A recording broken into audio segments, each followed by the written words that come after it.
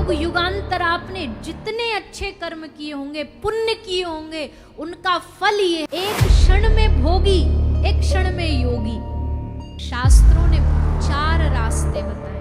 4 रास्तों से हम भगवान के प्रति अपना अनुराग बढ़ा सकते हैं। हमेशा मरण की तैयारी करते रहना चाहिए कि एक भगवान का जो भक्त होता है ना, वो नाम के भरोसे ही जीता है भगवान के, तो भगवान मिल जाएंगे। मृत्यु का नाम आया तो आदमी पूरी अपनी जीवन की जल्दी जल्दी प्लानिंग चालू कर देते, वही कुछ दिन बचे, जल्दी करो, कल जाएगी छोड़ काया को पल में, सदा श्वास धन के भरोसे न रहे, राम का नाम गुणगान कर लो, किसी अन्य साधन में वो बल नहीं। इसलिए पहली चीज सबसे जरूरी, इस दुनिया में सबसे ज्यादा लोगों ने भगवान को ना हवा बना रखा। हवा मतलब अरे राम राम भगवान। संसार में जितनी खूबसूरती है ना, ये ठाकुर जी के पैर के नख के बराबर भी नहीं है, ऐसा शास्त्र कहते हैं। अगर इस बंधन से हमें मुक्त होना है तो देखो, शास्त्रों ने 4 रास्ते बताए हैं। 4 रास्तों से हम भगवान के प्रति अपना अनुराग बढ़ा सकते हैं और इसको थोड़ा कम कर सकते। 4 चीज कौन सी है? 4 चीज भक्त वैष्णवों के जीवन में सबसे जरूरी है, और जो सत्संगी हैं, जो गुरु आश्रित हैं, उन्होंने ये चारों शब्द कभी ना कभी सुने होंगे जरूर। 4 चीज क्या है? भगवान की नाम, रूप, लीला और धाम। ये 4 वस्तुओं को ध्यान रखो। कौन कौन सी? हमारे पीछे बोलो। नाम, रूप, लीला और चौथा धाम। ये 4 की पॉइंटर्स हैं। हर एक भक्त वैष्णव के जीवन में ये 4 चीज होनी चाहिए। पहला क्या होना चाहिए? नाम। नानक नाम जहाज है, चढ़े सोतरे पार। पहला सबसे जीवन का सबसे महत्वपूर्ण हिस्सा जो एक भक्त वैष्णव के जीवन में कुछ हो सकता है, कल्याणकारी कोई मार्ग हो सकता है, रास्ता हो सकता है, तो वो भगवान का नाम है। आज ही हम एक कथा सुन रहे थे, उसमें परम श्रद्धेय श्री पूज्यपाद श्री रामायणी जी का भाव सुन रहे थे, तो उनने एक बहुत अच्छी कवित्व बोला जो वो स्वयं उनकी रचना है, तो हमने वो लिख लिया कि कहीं आएगा तो आज सुनाएंगे। अब वो पहले ही आ गया कि एक भगवान का जो भक्त होता है ना, वो नाम के भरोसे ही जीता है भगवान के।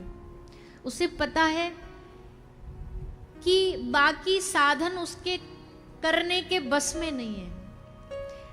इस दुनिया में बहुत कठोर कठोर साधन होते हैं। क्या साधन होते हैं? फलहार, कुछ खा ही नहीं रहे, और अधिक उसको कठिन कर लेते वायु आहार, वायु पर ही जी रहे हैं, जल आहार, जल पर ही जी रहे हैं। इतने कठिन कठिन साधन कर रहे हैं। कोई क्या साधन कर रहा है?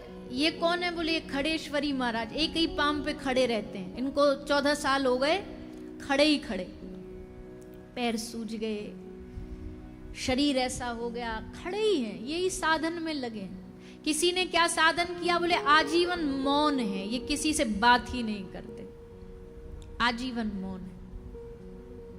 ये सब साधन करने पर भी, अब अचंबा देखो, इतने साधन करने पर भी ये साधन इस बात की गारंटी नहीं देते कि आपको भगवान मिल जाएंगे। तो फिर हम जैसे लोगों का तो फिर कहना ही क्या, जिनकी सुबह उठते ही सबसे पहले दिमाग में ये आता कि आज दिन भर में खाना क्या है। भजन की ध्यान नहीं आती, भोजन, नाश्ता में क्या बना है आज। ब्रेकफास्ट का मेन्यू पहले डिसाइड होता है, बाद में फिर कुछ होता है। सुबह उठते सबसे पहले चाय चाहिए, नहीं तो खोपड़ी गर्म हो जाती है, माथा गर्म हो जाता है। सुबह उठते वो चाहिए। तो हम जैसे लोग जिनको भजन साधन ये कठिन परिश्रम बता दो तो बेहोश हो जाएं सुन करके, लेकिन हम पर महापुरुषों की, भगवान की अति कृपा हुई कलयुग में कि हमें एक सहज साधन मिला, मानव तन मिला और उसमें एक सहज साधन मिला। तो उस साधन के लिए पूज्यपाद महाराज श्री लिखते हैं, ये तन कीमती है मगर है विनाशी। सबको पता है इस तन से ज्यादा कीमती इस दुनिया में कुछ है? बोलिए ना। अगर किसी डॉक्टर कोई यहाँ बैठा हो तो हमको हिसाब लगा के बताना, ये शरीर के जो अंजर पंजर हैं, एक तरफ लिवर है, हार्ट है और किडनी है, आंखें हैं, अगर इनको टोटल पेन पेपर लेके हिसाब लगाया जाए, जोड़ा जाए, तो कम से कम कई करोड़ का आदमी घूम रहा है ये मुफ्त में। जन्म से अब तक अगर हर एक सेकंड की सांस का अगर हिसाब लगाया जाए तो कम से कम अरबों रुपयों का हम ऑक्सीजन ले लेते होंगे जीवन में। तो ये कीमती जीवन है मगर है विनाशी, ये भी कंफर्म है किसका विनाश होगा। ये तन कीमती है मगर है विनाशी, कभी अगले क्षण के भरोसे न रहना। निकल जाएगी छोड़ काया को पल में, सदा श्वास धन के भरोसे न रहना। एक क्षण में भोगी एक क्षण में योगी। अभी कहा था ना, थोड़ी पल में लगता है क्या कर दें, थोड़ी पल में फिर मन कहीं और भागता है। एक क्षण में भोगी एक क्षण में योगी, क्षण भर में ज्ञानी और क्षण भर में वियोगी। बदलता जो पल पल में वृत्ति अपनी, कभी अपने मन के भरोसे न रहना। इस मन के भरोसे नहीं रहना, ये कभी भी अपनी वृत्ति बदलता रहता है। तुझको जो मेरा मेरा कहेंगे, जरूरी नहीं वो तेरे ही रहेंगे। मतलब से मिलते हैं दुनिया के साथी, मतलब से मिलते हैं दुनिया के साथी, सदा इस मिलन के भरोसे न रहना। हम सोचते काम दुनिया के कर लें, हम सोचते काम दुनिया के कर लें, धन धाम अर्जित कर नाम कर लें, फिर एक दिन बन के साधु रहेंगे, उस एक दिन के भरोसे न रहना। एक दिन कभी आएगा हमारा हृदय साधु बन जाएगा, तो उस एक दिन के भरोसे न रहना। राजेश अर्जित गुरु ज्ञान कर लो, या प्रेम से राम का नाम कर लो, अथवा श्री राम नाम रटो नित्य नियम से, किसी अन्य गुण के भरोसे न रहना, किसी अन्य साधन के भरोसे न रहना। अगर भरोसा रखना है तो राम का नाम गुणगान कर लो, किसी अन्य साधन में वो बल नहीं। इसलिए पहली चीज सबसे जरूरी गांठ बांधने की एक वैष्णव के जीवन का नाम। दूसरा है भगवान का रूप। देखो इतना तो पक्का है कि अगर मानव बने हो तो इन आंखों को रूप लुभाता है, अच्छा रूप लुभाता है। ये इन आंखों की वृत्ति है। अच्छा कोई पेंटिंग देखिए, आहा हा क्या बढ़िया सुंदर है। अच्छा कोई चटकीला रंग दिखा, क्या बढ़िया सुंदर रंग है। कोई किसी की वेशभूषा कपड़ा बढ़िया लगा, चमचमाता हुआ बढ़िया, देख करके आंखें आकर्षित हो गई। कोई कहते ना, कोई किसी के चाल पे मरता है, कोई किसी के गाल पर मरता है, कोई किसी के बाल पर मरता है, पर असल में मरना उसी का सफल हुआ जो यशोदा के लाल पर मरता है।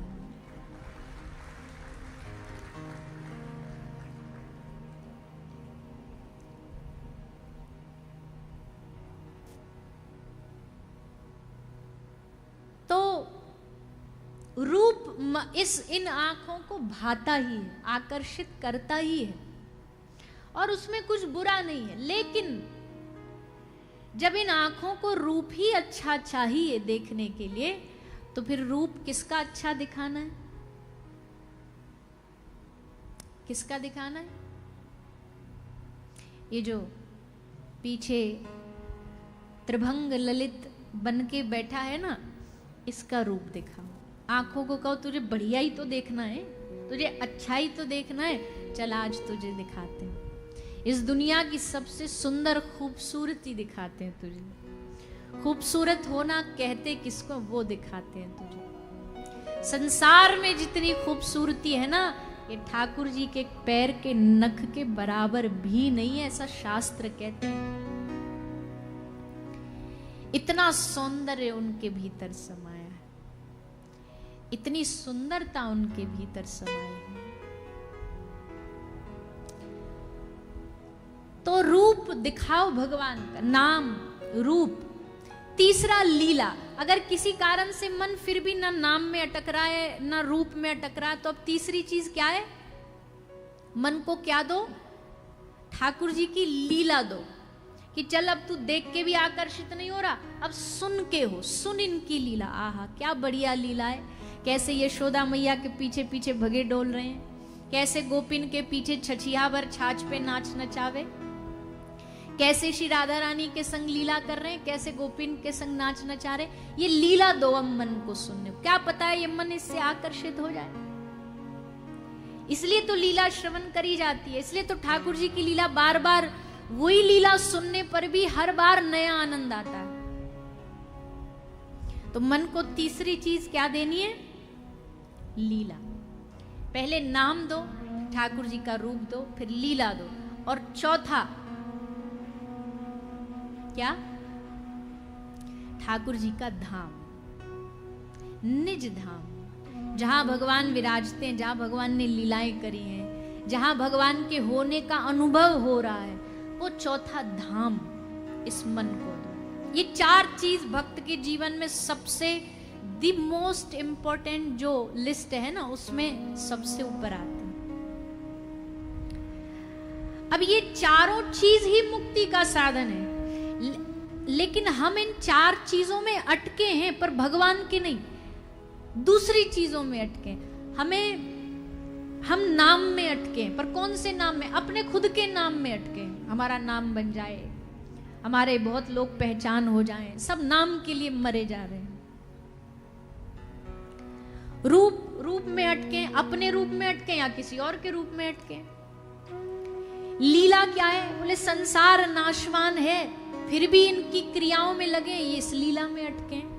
और चौथा धाम, बोले धन धाम में अटके। इन चारों चीजों में अटके। ये चारों चीजें जब बदल करके श्री ठाकुर जी से जुड़ जाएंगी, तो स्वतः ही हमारे मन में भगवान के प्रति प्रेम बढ़ेगा, अनुराग बढ़ेगा।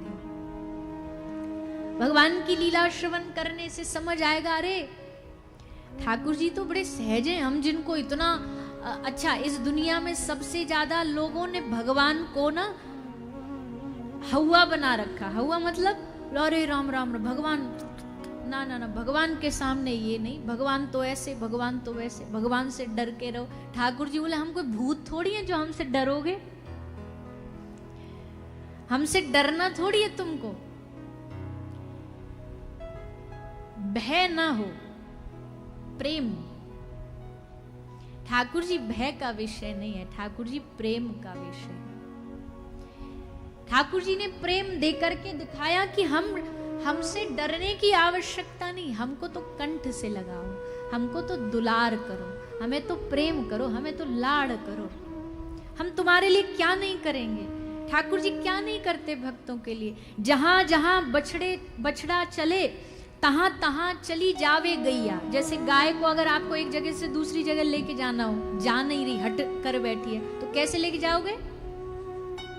उसके बछड़ा को उसके आगे आगे ले जाओ, जहां बछड़ा जाएगा वहीं गैया जाएगी। तो जहां जहां बछड़ा चले तहां तहां चली जावे गैया, कहे दादू जहां चले भक्तगण तहां तहां चले कन्हैया। श्री दादू दयाल जी कहते जहां जहां भक्त पांव धरता ना, ठाकुर जी वहां के पीछे पीछे चलते। भगे भगे आए ठाकुर जी, अर्जुन सो रहा है, की नींद सो रहा है। ठाकुर जी ने आके वहां को पाम पकड़ के ऐसे हिला के जगाया, अरे जग, सो रहा है। वहां उधर देख विपक्ष के लोग रणनीति बना रहे हैं, कितनी प्लानिंग चल रही है उनकी। अर्जुन बोला प्रभु सोने दो ना, दिन भर का थका युद्ध करके आया हूं, अब भी आप डिस्टर्ब करने आ गए, चैन की नींद सो जाने दो। ठाकुर जी बोले ऐसी खबर लाया हूं तेरी नींद उड़ जाएगी, जब पता चलेगा ना, ऐसी खबर सुन करके तेरी सारी नींद उड़ जाएगी। अर्जुन ने कहा पता है मुझे, यही तो खबर लाए हो कि नहीं सोएगा तो फिर कौन सोएगा? जिसके लिए तू भाग रहा है इधर से उधर कि क्या करूं कैसे करूं, वो ना सोए तो कौन सोए? ठाकुर जी अच्छा फिर ठीक है, फिर सो जा, चल कोई दिक्कत नहीं, अब हम संभाल लेंगे, अब हम पकड़ लेंगे।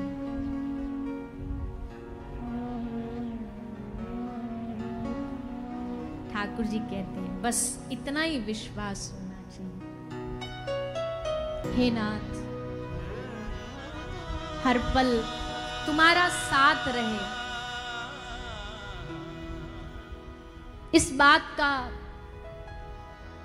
उदाहरण श्री ठाकुर जी ने अनेक बार दिया है कि जाको जिसको मेरा साथ प्राप्त हो जाए, जिसको मेरा संग प्राप्त हो जाए, उसको संसार में फिर किसी संग की आवश्यकता पड़ती नहीं।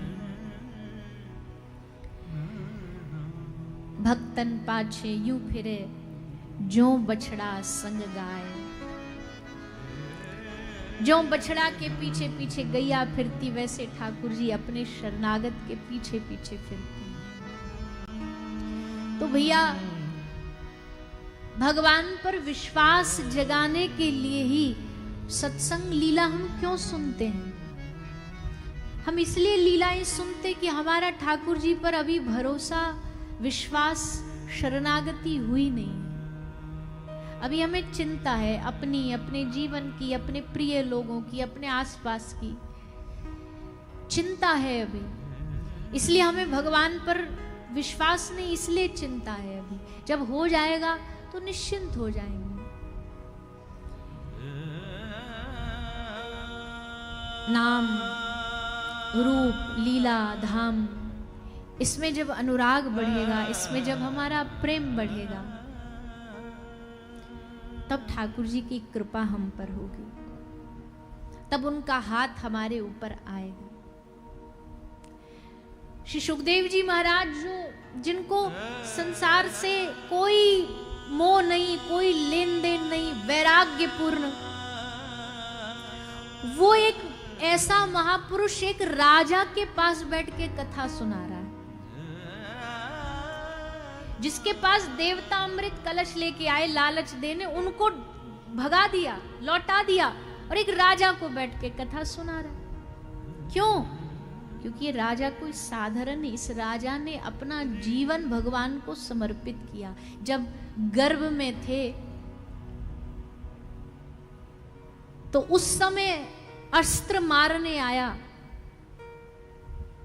अश्वत्थामा द्वारा जो अस्त्र छोड़ा गया वो अस्त्र मारने आया, और उस समय वहां बैठे बैठे केवल श्री ठाकुर जी का स्मरण किया। ठाकुर जी सूक्ष्म रूप बना के गर्भ में आए, उतरा के, और आकर के परीक्षित राजा की रक्षा करी, मौत के मुख से, मृत्यु के मुख से बाहर निकाला। ऐसा राजा। और आज भी जब पता चला कि हमारी 7वें दिन मृत्यु है, तो राजा घबराया नहीं, क्योंकि मौत का नाम सुनकर तो बड़े बड़ों को चिंता हो जाती है। मृत्यु का नाम आया तो आदमी पूरी अपनी जीवन की जल्दी जल्दी प्लानिंग चालू कर देते, वही कुछ दिन बचे, जल्दी करो। आधा मरना तो मरने का नाम सुन के ही आ जाता है कि अब हम कुछ दिन के मेहमान हैं, अब क्या होगा, अब कैसे होगा। अच्छा, ये देखो कितनी अच्छी ठाकुर जी ने व्यवस्था बनाई है ना, हमको भविष्य नहीं बताया हमारा। ये हम पर ठाकुर जी की कितनी बड़ी कृपा है, कभी सोचा आपने? अगर हम सबको अपना भविष्य पता लग जाए तो सोचो क्या होगा। जो वर्तमान है वो जीना हमारा दुर्भर हो जाएगा। क्यों? भविष्य में अभी तो देखो निश्चिंत बैठे, हमें ये भी नहीं पता अगले क्षण हमारा क्या होगा, कल क्या होगा हमारा, कल लॉस होगा, प्रॉफिट होगा, जिएंगे मरेंगे, अच्छा बुरा कुछ नहीं पता, इसलिए चैन से सो जाते हैं। अगर हमें पता चल जाए कि 3-4 दिन बाद हमारी मृत्यु है, 3-4 महीने बाद हमारी मृत्यु है, तो 3-4 महीना खराब। ठाकुर जी ने व्यवस्था बड़ी सोच समझ के बनाई है, पर हम फिर भी जबरदस्ती बोले महाराज हमारा भविष्य बता दो, गुरु जी हमारा भविष्य बता दो क्या होगा। अरे ठाकुर जी ने कुछ सोच समझ के व्यवस्था बनाई है, मत जानो कुछ भी, उसके भरोसे जियो। जन्मपत्री से ही चिंता चालू हो जाती है कि ये बड़ा होके बच्चा पता नहीं क्या बने। एक महिला गर्भवती थी, तो पति पत्नी बैठ करके बातचीत कर रहे थे। पत्नी बोली हम लड़का को डॉक्टर बनाएंगे। पति बोला ना ना हम डॉक्टर नहीं बनाएंगे, हम तो उसको पायलट बनाएंगे। पत्नी बोली ऐसे कैसे, हमने जब कह दिया जहाज में बड़ा खतरा है, हम तो डॉक्टर ही बनाएंगे। पति बोला ना हम ऐसे नहीं बनने देंगे, डॉक्टर दिन भर बेचारे मेहनत करते, हम तो पायलट बने। दोनों में झगड़ा, मेरा बच्चा मैं कैसे नहीं बनाऊंगी। पति बोला मेरा भी तो बालक है, हम भी तो बनाएंगे। ऐसे करते करते झगड़ा बढ़ा, झगड़ा बढ़ते बढ़ते इतना बड़ा तलाक तक बात आ गई।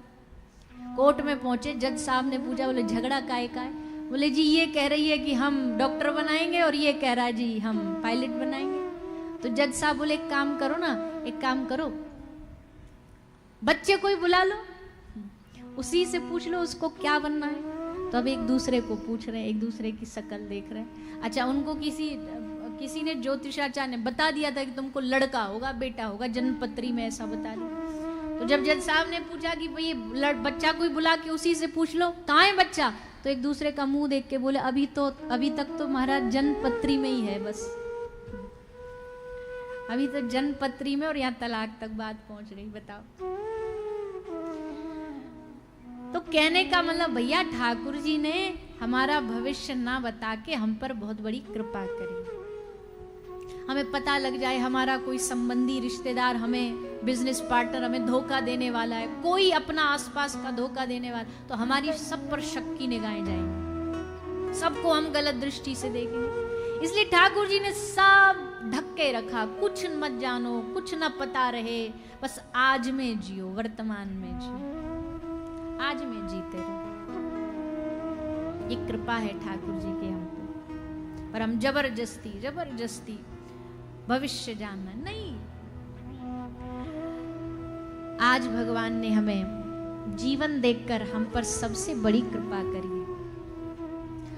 और भैया कई लोग समझते हैं कि पता नहीं भगवान की कृपा क्या होगी। एक बात बताएं आपको, आज के इस कली काल में संसार में कोई नशे में पड़ा है, कोई ताश खेल रहा है, कोई किसी पार्टी में जाकर के अपना समय बिता रहा है। ऐसे समय में अगर आप 4 बजे से 7 बजे तक यहाँ पटियाला में इस हॉल में बैठ करके ठाकुर जी की कथा सुन पा रहे हो ना, ये आप पर ठाकुर जी की सबसे बड़ी कृपा है। ये सबसे बड़ी कृपा है, इससे बड़ी कोई कृपा हो नहीं सकती। इस कथा से अलग भले ही हमारा जीवन कैसा भी हो, देखो यहाँ जितने बैठे ना, सबके जीवन में कुछ ना कुछ उतार चढ़ाव तहस नहस चल ही रहा होगा, ये गारंटी है। कुछ ना कुछ चल रहा होगा, कुछ पचड़े में फंसे होंगे, कहीं लगे होंगे, वो चलता रहेगा। पर इस 2-3 घंटे जब आप बैठते हो ना यहाँ पर, आप ऐसा समझो जैसे कोई तपता हुआ धूप में, तेज धूप में, गर्मी से एकदम पसीने से लथपथ, और फिर एकदम आकर के कोई टंकी के नीचे, शावर के नीचे खड़ा होके पानी में, जल में जब स्नान करता है, तो वो ठंडक जो से प्राप्त होती है ना, वो ठंडक यहाँ संसार से तपे हुए जीव जब आकर के भगवान की कथा से जुड़ते हैं, तो ठाकुर जी की कथा उनको ठंडक देती है। इस कथा से क्या मिलेगा, क्या फल होगा, क्या, ये सब छोड़ दो। यहां अगर तुम्हारे हृदय को ठंडक मिल रही ना, शांति मिल रही है, बस। और भागवत जी से फल मिलेगा ये सोचना ही नहीं, क्योंकि भागवत जी स्वयं अपने आप में एक फल है। जन्म जन्मांतर, युग युगांतर आपने जितने अच्छे कर्म किए होंगे, पुण्य किए होंगे, उनका फल ये है कि आज यहां आप बैठ करके भगवान की कथा सुन रहे हो। ये फल है, भागवत जी अपने आप में एक फल है। भगवान की कथा अपने आप में एक फल होता। तो भविष्य नहीं जानना बेहतर है, अच्छा है। राजा परीक्षित को पता लग गया 7वें दिन मृत्यु है, पर समझदारी देखो, मृत्यु के बाद भी राजा परीक्षित चिंतित नहीं हुए, घबराए नहीं, सीधा संतों की शरण में गए। जानते थे कि संतों की शरण में सही मार्ग मिलेगा, सही रास्ता मिलेगा। और अब 7 दिन बचे हैं, तो कोई तो घूमने की तैयारी करता है, कोई शादी की तैयारी करता है, कोई नौकरी की तैयारी करता है। राजा परीक्षित ने कहा हम मरने की तैयारी करेंगे 7 दिन। और एक बात और आपको बोल दें, अगर आपको बुरा नहीं लगे तो, वैसे तो नहीं लगेगा, आप सब अच्छे लोग हैं, पर यहां जितने लोग बैठे हैं ना, सबको हमेशा मरण की तैयारी करते रहना चाहिए, मृत्यु की तैयारी करते रहना चाहिए। क्योंकि इस दुनिया में जब कोई बच्चा पैदा होता है तो कोई गारंटी नहीं कि ये बड़ा आदमी बनेगा नहीं बनेगा, कोई गारंटी नहीं है राजा नेता बनेगा ना बनेगा, कोई गारंटी नहीं बिजनेसमैन बनेगा ना बनेगा, कोई गारंटी नहीं कोई बड़ी डिग्री लेगा ना लेगा, पर ये गारंटी है कि ये एक दिन मरेगा जरूर, है कि नहीं? इस चीज की सबको गारंटी है। और जिन चीज की गारंटी नहीं उनकी हम इतनी तैयारी करके रखते। घर में सीसीटीवी कैमरा किस लिए लगाते हैं? दुकान में सीसीटीवी किस लिए लगाते हैं? बोले चोरी ना हो जाए। चोरी होगी ही ये जरूरी थोड़ी है, पर ना हो जाए इसकी संभावना के लिए हम कैमरा लगा के रखते हैं। भाई अगर ऐसा हो गया तो फिर उसके लिए ये एक रास्ता है, संभावना है, बस निश्चितता नहीं है, श्योरिटी नहीं है। लेकिन जिस चीज की श्योरिटी है, जिस चीज की 100% गारंटी है, उसकी तैयारी नहीं करते। जिस चीज की हमें पता है कि हमें मरना ही है, ये कोई संभावना नहीं है, 50-50 नहीं है कि पता नहीं मरेंगे या शायद ना भी मरे, ऐसी संभावना नहीं, श्योरिटी है, मृत्यु होगी। जिस चीज की 100% गारंटी है उसकी हम तैयारी नहीं